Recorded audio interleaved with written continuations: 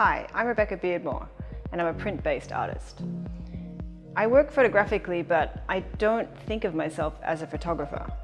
In fact, I did my Bachelor of Visual Arts at Sydney College of the Arts in print media, where I currently teach.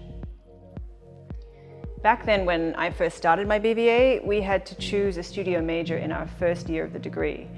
And I can't really recall now why I chose print media at that early stage, but on reflection, that decision has really informed the way I work. I'm passionate about print. It's an exciting medium that offers huge scope for material and image production, for bringing images and different material substrates together.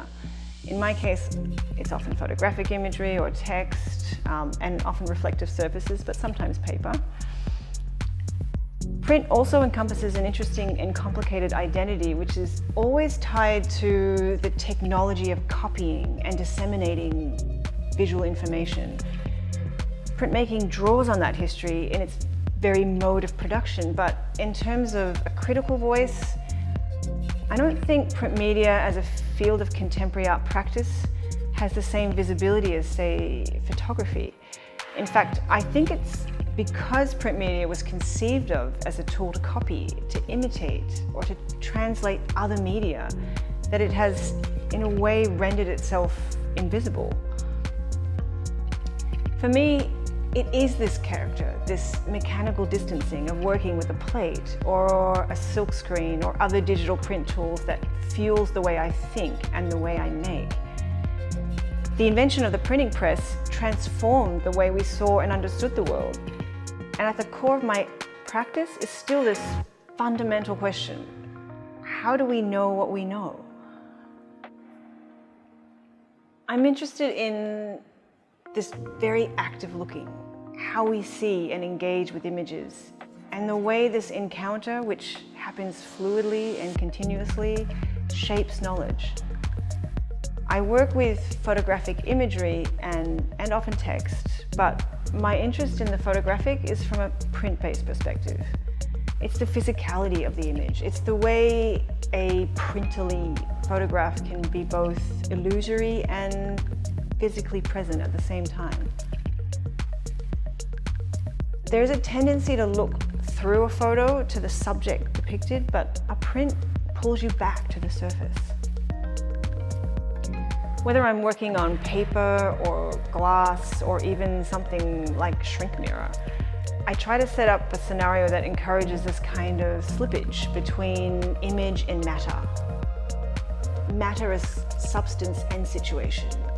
Matter is important to me, especially now.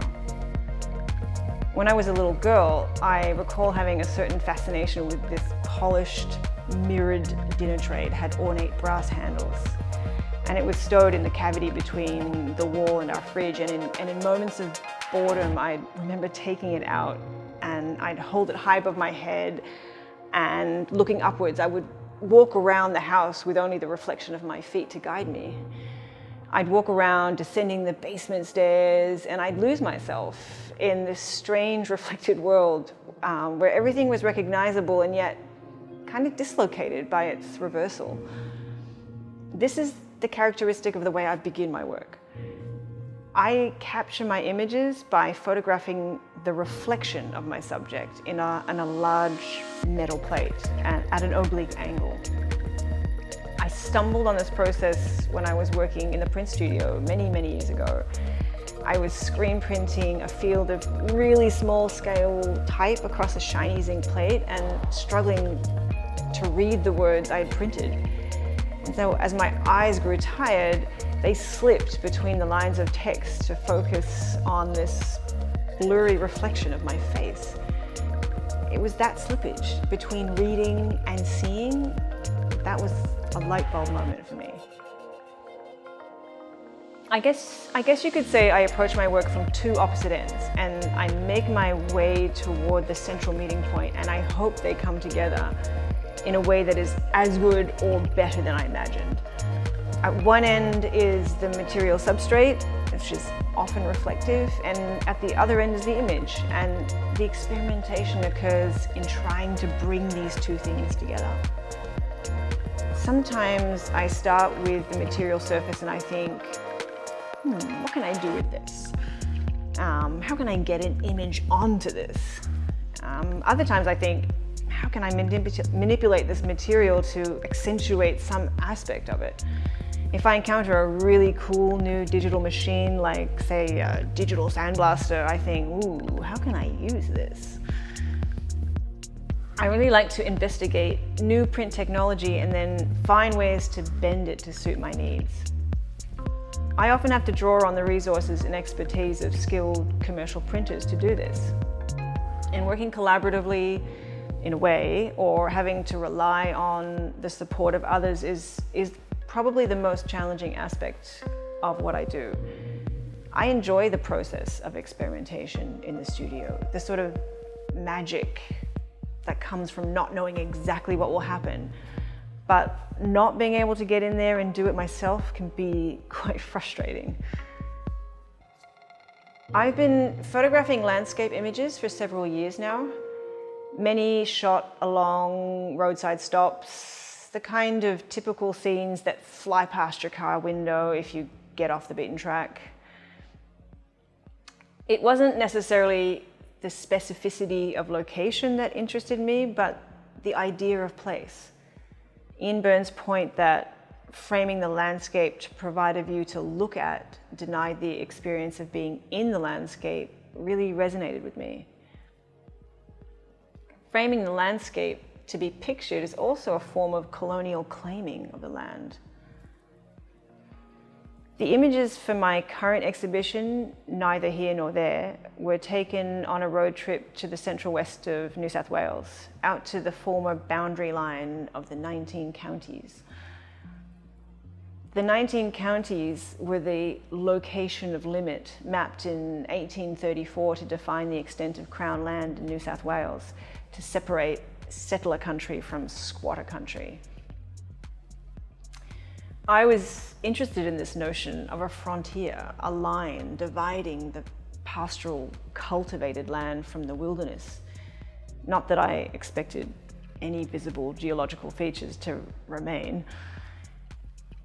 The Australian landscape, the way it has been characterized in film and literature and art, is such a part of the Australian psyche.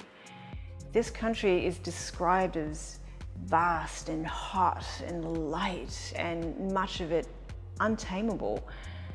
Even that word, untamable, conjures up an image of some beastly thing that needs to be heroically conquered. And I've always had this kind of mythical attraction to Australia. I'm Canadian by birth, but my parents are Australian. I grew up in Montreal in the snow and the cold and, for much of the year, the dark, and romanticizing the Australian of my parents' childhood. I actually up and left Canada at age 20 because I was sick of waiting for them to take me home. I try very hard to deny that romantic vision in my work, but I don't think you can make a completely objective image of anything. Every composition invokes an emotive response or reading.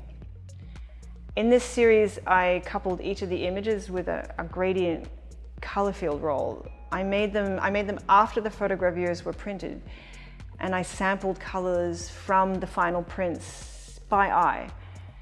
They draw on that intense color, the light and the heat, characteristic of the scenes that are pictured. And by pairing them with the photographic image and maintaining the same dimensions and the same format, I'm trying to invoke some of the optical mechanics of seeing, kind of like the after image, what appears on your retina when you close your eyes after looking out into the sun.